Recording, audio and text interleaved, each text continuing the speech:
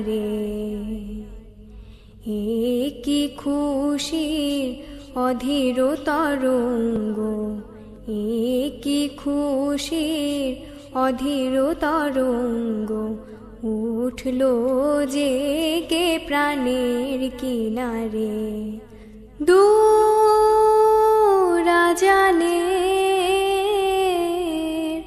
মধুর ধ্বনি বাজে বাজে মসজিদেরি মিনারে।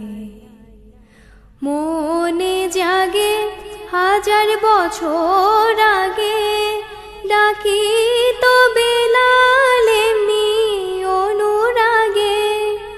মনে জাগে হাজার বছর আগে ডাকি তো বেলাল এমনি অনুরাগে। তার খোশে লেহান মাতাই তো প্রাণ, তার খোশে লেহান মাতাই তো প্রাণ, গলাই তো পাষাণ, ভাষাই তো মদিনারে প্রেমে, ভাষাই তো মদিনারে। দূরাজানে মধুর ধ্বনি বাজে বাজে সম্মানিত ভিউয়ার্স, দেশ এবং দেশের বাইরে অবস্থান করে যারা আমাদের ভিডিওটি দেখছেন এবং দেখবেন, আপনাদের সকলকে সালাম এবং শুভেচ্ছা জানাচ্ছি।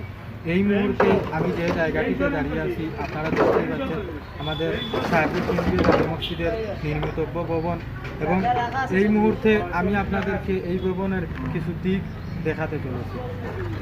এই মুহূর্তে আপনারা দেখতে পাচ্ছেন আমাদের মসজিদের জন্য পাথর আনা হয়েছে।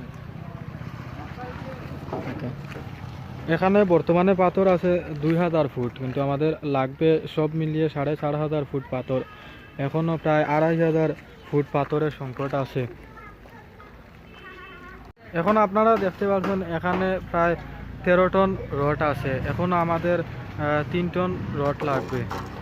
এখানে দেখতে পাচ্ছেন এখানে বালি আছে 1 গাড়ি, আমাদের এখনো বালি লাগবে প্রায় 4 গাড়ি। এখন আমরা যেখানে দাঁড়িয়ে আছি তার ঠিক সামনেই মসজিদের উদ্যান। এখন আপনারা দেখতে পাচ্ছেন যে উদ্যানে আমাদের কাজের জন্য মসজিদের কাজের মালামাল রাখা আছে। এখন যেখানে দাঁড়িয়ে আছি আপনারা দেখতে পাচ্ছেন এটা হলো আমাদের মসজিদের মূল প্রবেশদ্বার। এখান দিয়েই মূলত আমাদের মসজিদের সম্মানিত মুসল্লিগণ মসজিদে প্রবেশ করবেন। দাঁড়িয়ে আছি মসজিদের যে মূল অংশে, যেখানে আমাদের সম্মানিত মুসল্লিগণ নামাজ পড়বেন। আপনারা একটু আমাদের মূল ভবনটি দেখবেন।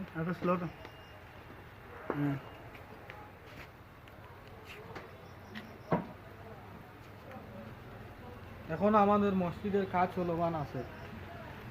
বিকাল প্রায় এখন শেষ পর্যায়ে, তারপরেও আমাদের মসজিদের কাজ এখনো চলছে। আপনারা দেখতে পাচ্ছেন আমাদের নির্মাণ শ্রমিকগণ মসজিদের কাজ এখনো চালিয়ে নিচ্ছেন। আমাদের দিন প্রায় শেষ পর্যায়ে। এই মুহূর্তে আমাদের সাথে আছেন আমাদের মসজিদ কমিটির সম্মানিত সভাপতি এবং মসজিদের পুনর্নির্মাণ কমিটির অন্যতম সদস্য আব্দুল মুতিব সাহেব কাছে আমরা এসেছি।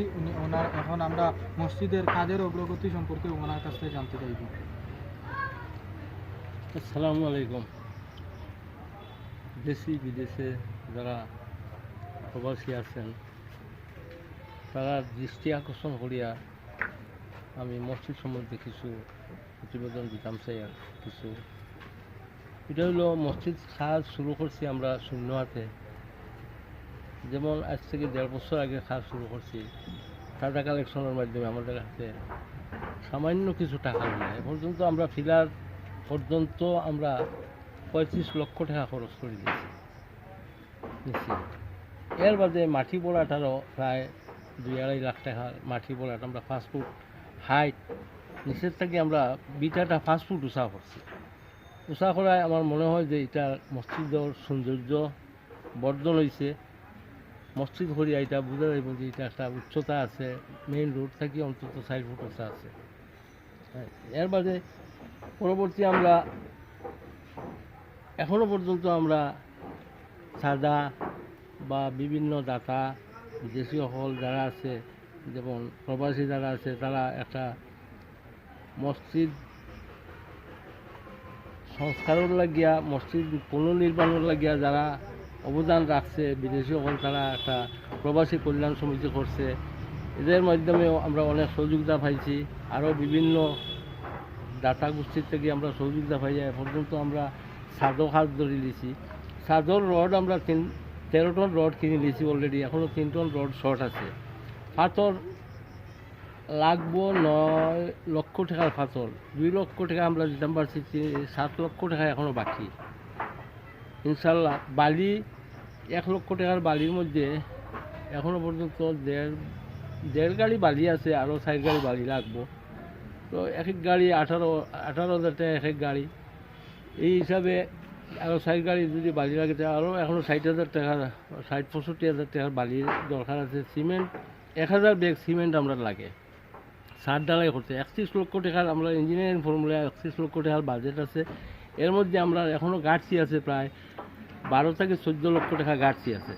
এটা বিভিন্ন যেমন পাথর আমরা বাকি আনি, আর এগুলো তো পরিশোধ করতে হইব। যার ফলে মানে আমরা যে কালেকশনের যে যেটা গতি, এই গতির সাথে কাজের গতি আমরা অনেক বেশি। আমরা এখন এমন এক পর্যায়ে আমরা গেছি, আমরা 1 মাসের ভিতরে আমরা ছাদ ঢালাই করতাম হইব, আমরা ফিটে ওয়াল লাগিয়ে গেছি, আমরা রিভার্স হওয়ার কোনো চান্স নাই। যদি আমরা এর যদি দেরি করি তাহলে আমরা শাটারিংয়ের ডেমারি দেব, আমরা রড জঙ্গারে ধরবো, রড নষ্ট হইব বিভিন্ন। 1 মাস যদি আমরা দিলে করি তে আমরা কোনো উপায় নেই, আমরা ক্ষতিগ্রস্ত হয়ে যাব। যার ফলে আমরা কালেকশনের গতিটালে বাড়াইতাম চাই, আর সকলের কাছে আবেদন করি আর যে আপনারা দেখুয়া মসজিদও দেখুয়া সেও ইলাও আছে অলস টাকা, তার ব্যাংকও সুদি ব্যাংকও ফালাইয়া রাখছে, কিন্তু কর্জে হাসানা যদি আমরা দিন।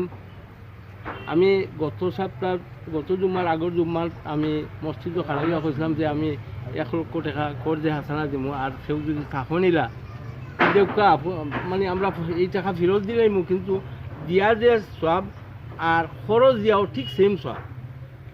মসজিদের সহযোগিতার স্বার্থে আপনারা যদি কেউ 1 লক্ষ বা 50,000 20,000 আপনারা দেন, আমরা বিনিময়ে আমরা চেকর মসজিদ কমিটির থেকে আমরা চেক আছে চেক দিমু, বা বিভিন্ন আছে কাগজ আমরা বন সাইন লেখাপড়া করিয়া কাগজপত্র যাবতীয় ফর্মালিটি করিয়া আমরা দিয়ার, এতে কোনো অসুবিধা নাই। আমরা যে 12 লক্ষ টাকা শর্ট আছে, এর মধ্যে বাকি এই যে শর্ট যেটা এটাও ছাদ ঢালাই পর্যন্ত। এর পরবর্তীতে আমরা যে 3 মসজিদ, এটা তো কোটি টাকার ব্যাপার। পরবর্তী আমরা চিন্তা করবো, এখন যদি 3 সেট গড়ো আমরা মসজিদ গরমের মাঝে নমাজ পড়ি, আর আমরা এটা যদি ঢালাই করে দিই সার্টিফিকেট আমরা ওখানে নমাজ পড়বো। আমরা দেখি ঢালাই করে দিতে পারলে এই মুহূর্তে আপনিও তো গামি আছে মনে করেন নমাজও আসলে না নমাজও গামা। এখন তো গরমের মাঝে খুব বেশি টিন, এটা গরমের সময় অতি গরম হয়, আর ঠান্ডার সময় ও শীত চাইয়া পড়ে যায় সামনে, ঠান্ডার সময় খুব বেশি ঠান্ডা হয়ে যায়। আচ্ছা যাই হোক, আমার শেষ মুহূর্তে ওটাও যে আমরা কামিয়াব আমরা ছাদ ঢালাই করতাম, আপনারা সহযোগিতা চাইয়া আমার বক্তব্য এখানেও শেষ করি। আর না তাইলে আমরা আর একটা বিষয় জানতে চাই আর আপনার কাছে, তাইলে যে আপনি যে কথাটা কইলা যে আপনার প্রায় 14 লাখ টাকার মতো গাড়ছি আছে, 14 লাখ টাকা আপনি ওই যে করদায় হাসানা কইরা যে আমার প্রস্তাব হইল দেশ বিদেশের অবস্থা মতো আমরা এলাকার আমরা গ্রামের থেকে মানে প্রত্যন্ত এলাকা থেকে আমরা যে বা যারা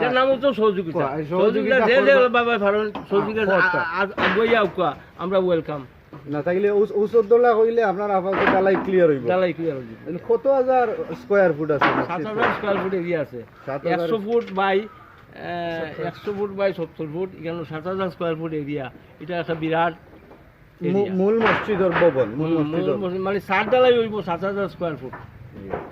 আর ওই যে আরেকটা বিষয় হইলো আপনারা জানতে চাই যে মসজিদের 2 সাইডেও দেখি আর আমরা সিঁড়ি, আর সেটা উত্তর সাইডে দক্ষিণ সাইডে এটা স্পোর্টস হইব, ওদিকে স্পোর্টস হইব, ওদিকে সিঁড়ি এদিকে সিঁড়ি, মানে 2টা সিঁড়ি আছে, 2টা সিঁড়ি আছে 3 তলা পর্যন্ত। স্কয়ার দিকে স্পোর্টস আছে, স্কয়ার স্পোর্টস এটা সামনে দিয়ে দক্ষিণ সাইডে একটা স্পোর্টস আছে, আর পূব সাইডে একটা স্পোর্টস আছে, আর ওই যে আরেকটা যে দেখাই আমি ওই যে সামনের যে জায়গা গুদাম টুদাম যে ফাঁচর টাচর আছে এটা একটা সৌন্দর্য বর্ধনের লাগে আমরা একটা জিনিস করবো বেড়া দিয়া এটা পার্কিং ফুল বাগান আমরা করবো যেটা সৌন্দর্য বর্ধন হয়।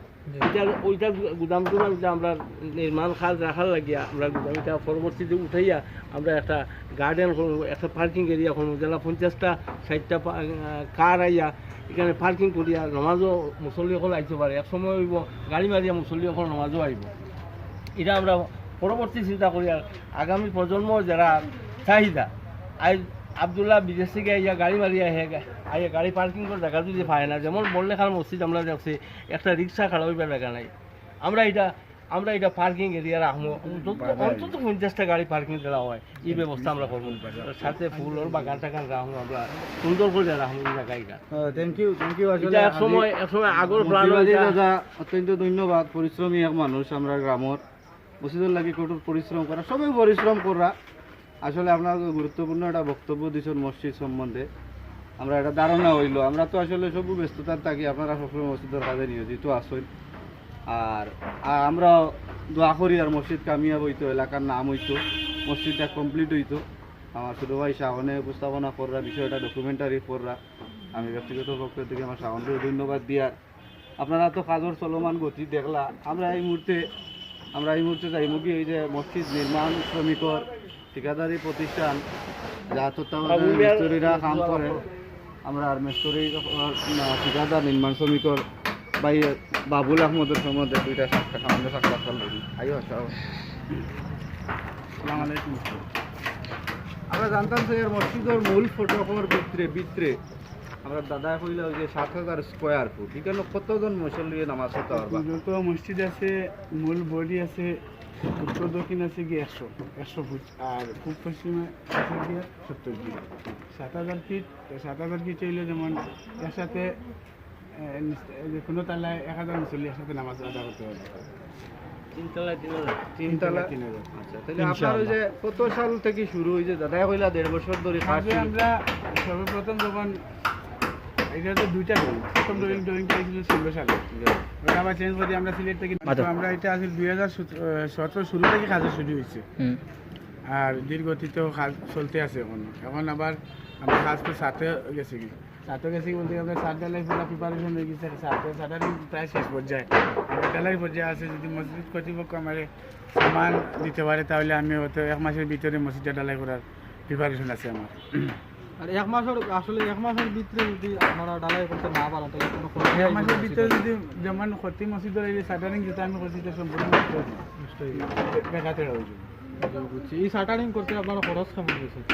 সাটারিং প্রায় আমার খরচ হইব 1.5 লাখ টাকার মতো। তার মানে আমরা 1 মাসের ভিতরে যদি আমরা কাজটা কমপ্লিট না হয় তাহলে আমরা প্রায় 1.5 লক্ষ টাকার ক্ষতি হয়ে যাই। এটা তো সাটারিং বাড়লে আনছি, আর আমার মিস্ত্রি লাগে প্রায় 2 লাখ টাকার মতো গেছে ক্ষতি হয়ে যাই। ধন্যবাদ বাবুল ভাই আপনার মন্তব্য। বিসমিল্লাহির রহমানির রহিম। সুপ্রিয় ভিউয়ার্স, এই মুহূর্তে আমাদের সাথে আছেন সাহেবপুর কেন্দ্রীয় জামে মসজিদের সম্মানিত ইমাম ও খতিব, বিশিষ্ট ইসলামী চিন্তাবিদ হযরত মাওলানা হুসাইন আহমদ খান নুরি হুজুর। আমরা হুজুরের সাথে এখন হুজুরের সাক্ষাৎকার নেব। হুজুর, আপনি কত বছর থেকে আমাদের মসজিদের ইমামতি করে আসছেন? শাহবাজপুর সাহেবপুর কেন্দ্রীয় জামে মসজিদে 10 বছর যাবত আসছি। তো হুজুর, আমাদের বর্তমানে যে মসজিদ, অস্থায়ী মসজিদ টিনের ছাটার উপর, এখানে আপনার এবং আপনার মুসল্লিদের কি ধরনের সমস্যা হয় নামাজ পড়তে? এটা তো 3 সেট মসজিদ, নামাজ পড়তে যায় অনেক কষ্ট হয় মুসল্লিদের, গরম, তারপরে যে টাইমটা নিয়ে মসজিদের নামাজ আমরা আদায় করি এই টাইমে জুম্মার দিনে মানুষের সমাগম হয় অনেক, খুব কষ্ট করে নামাজ পড়তে হয়, গরমের দিনে খুবই কষ্ট হয় মানুষের। তো আমরা চাই যথাসম্ভব আমরা নতুন যে মসজিদ নির্মাণ হচ্ছে মসজিদটা যেন আমরা তাড়াতাড়ি পাড়ি দিতে পারি, ওখানে গেলে মুসল্লিদের একটু সহযোগিতা হবে, সুবিধা হবে, নামাজ পড়তে কষ্ট দূর হবে, আরামে নামাজ পড়তে পারবে। হুজুর, আমাদের বিশেষ করে যারা সহযোগিতা করছে, বিশেষ করে প্রবাসী যারা আমাদেরকে খুব বেশি সহযোগিতা করছে, তাদের সম্পর্কে কিছু বলুন। আলহামদুলিল্লাহ, এই ব্যাপারে আমরা অত্যন্ত আনন্দিত এবং খুশি যে প্রবাসী কল্যাণ সংস্থা আমাদের সাহেবপুরে যে ভাইয়েরা বিদেশে আছেন তারা অত্যন্ত আনন্দের সাথে তারা চেষ্টা এবং প্রচেষ্টা চালাই দিতেছেন। মসজিদ নির্মাণ কাজে তাদের কষ্টের পয়সাগুলা, উপার্জিত পয়সাগুলা যথাসাধ্য দিতেছেন, যে কারণে আমরা মোটামুটি মসজিদের যে ছাদের কাজটা অনেক সহজ হয়েছে, রড কেনার সহজ হয়েছে, বিভিন্ন কাজ করতে সুবিধা হইতেছে। আর আমি খুব খুশি তাদের এই চেষ্টা অবদানের ব্যাপারে। তারা যে মসজিদ নির্মাণের জন্য যে এত আগ্রহের সাথে দান করতেছে, তো এটা অত্যন্ত প্রশংসার যোগ্যতা রাখে এবং এটা প্রশংসনীয়। আপনি জানেন যে আমরা আমাদের শাহপুরের যে সকল প্রবাসী আছেন ওনাদের একটা পরিষদও আছে, শাহপুর প্রবাসী কল্যাণ পরিষদ। এই পরিষদের তো আমাদের গ্রামের সকল সদস্যরা রয়েছেন প্রবাসীরা, এর বাইরেও আমাদের ইউনিয়নের বিভিন্ন গ্রামের সম্মানিত প্রবাসীগণ আমাদের বিভিন্নভাবে সহযোগিতা করছেন। ওনাদের সহযোগিতা সম্পর্কে যদি আপনি কিছু বলতেন। তো আলহামদুলিল্লাহ, আমি সাহেবপুর কেন্দ্রীয় জামে মসজিদের ইমাম ও খতিব হিসেবে এতটুকুন জানি যে সাহেবপুর কেন্দ্রীয় জামে মসজিদটা এলাকার প্রত্যেকটা মানুষের হৃদয়ে স্থান করে নিয়েছে। কারণ সাহেবপুর জামে মসজিদে এলাকার অনেকেরই নামাজ আদায়ের ব্যবস্থা তো অবশ্যই সুবিধা মতো এসে নামাজ পড়তে পারে, আর তারা আগ্রহ করে সাহেবপুর মসজিদে এসে নামাজ পড়ার চিন্তাও করে থাকে। তো আলহামদুলিল্লাহ, সাহেবপুর প্রবাসী কল্যাণ সংস্থার যে আমার ভাইরা আছেন তারা তো সহযোগিতা করতেছেন এবং প্রচেষ্টা চালিয়ে যেতেছেন যাতে মসজিদের কাজটা অতি তাড়াতাড়ি হয়ে যায়। পাশাপাশি এলাকার অনেক গ্রাম, যেমন আমাদের বাটাউসি গ্রাম আছে, তারপরে কুমার সাইড আছে, আলিমপুর আছে, তারপরে এখানে আলাপুর আছে, এরকম পাশাপাশি যে গ্রামগুলো আছে, হ্যাঁ বুড়ারগুল আছে, বুড়ারগুল বিশেষ করে আমরা আজিরুদ্দিন সাহেবের ছেলে আলী হোসেন সাহেব লন্ডনে তারা আছে। তারা অত্যন্ত আগ্রহের সাথে এবং আনন্দের সাথে মসজিদে দান খয়রাত এবং বিভিন্ন সুযোগ সুবিধা তাদের দ্বারা হইতেছে। তো আলহামদুলিল্লাহ, আমি মনে করি তারা আরও দানের হাত প্রসারিত করবেন, কারণ এই মসজিদ আল্লাহর ঘর। মসজিদ নির্মাণের জন্য যারা দান খয়রাত করেন তাদের ফজিলত এবং মর্যাদা আল্লাহর কাছে অনেক। রাসূলুল্লাহ সাল্লাল্লাহু আলাইহি সাল্লাম মক্কা থেকে মদিনায় যখন গেলেন তখন প্রথমেই যে এটা করছিলেন সেটা হলো মসজিদ নির্মাণ। সাহাবায়ে কেরাম হযরত মুহাম্মদ সাল্লাল্লাহু আলাইহি ইসলামের সাথে হাত মিলিয়ে রাসূলুল্লাহ সাল্লাল্লাহু আলাইহি ইসলামের সাথে তারা মসজিদের কাজে সহযোগিতা করেছেন। এইভাবে রাসূলের সুন্নতকে জারি রাখতে হবে। আমরা মুসলমান ইমানদার হিসেবে আমাদের কাজ হবে নামাজ কায়েম, পাশাপাশি আল্লাহর ঘর নির্মাণের জন্য মুক্ত হস্তে দান খয়রাত করা এবং প্রচেষ্টা করা, অন্যকে বলা এবং বোঝানো যে আল্লাহর ঘরে দান খয়রাত করলে বা সহযোগিতা করলে কি লাভ। তো আল্লাহ রাসূল সাল্লাল্লাহু আলাইহি ওয়াসাল্লাম ফরমান যে নাকি মসজিদ নির্মাণ করে দিল অথবা সহযোগিতা করলো তার জন্য আল্লাহ পাক কাল কিয়ামতের ময়দানে জান্নাতে তার জন্য বালাখানা করে দেওয়া হবে। তো এই জান্নাতে আমাদের বাড়ি হতে হবে, সেই জন্য দুনিয়াতেই আমাদের এই অর্জনটা আমাদের করতে হবে। আল্লাহ সকলকে কবুল করুন, প্রবাসী কল্যাণ সাহেবপুর কল্যাণ পরিষদকে কবুল করুন। এলাকার যারা প্রবাসী আছেন সকলের জন্য দোয়া করা হয়, প্রতি জুমাতে সকলের জন্য দোয়া করা হয় এবং আমরা দোয়া করতে থাকবো ইনশাআল্লাহ। আল্লাহ যেন সকল বিদেশিদেরকে সুন্দরভাবে এবং সুস্বাস্থ্যের সাথে রাখেন, সকলকে আল্লাহ কবুল করেন।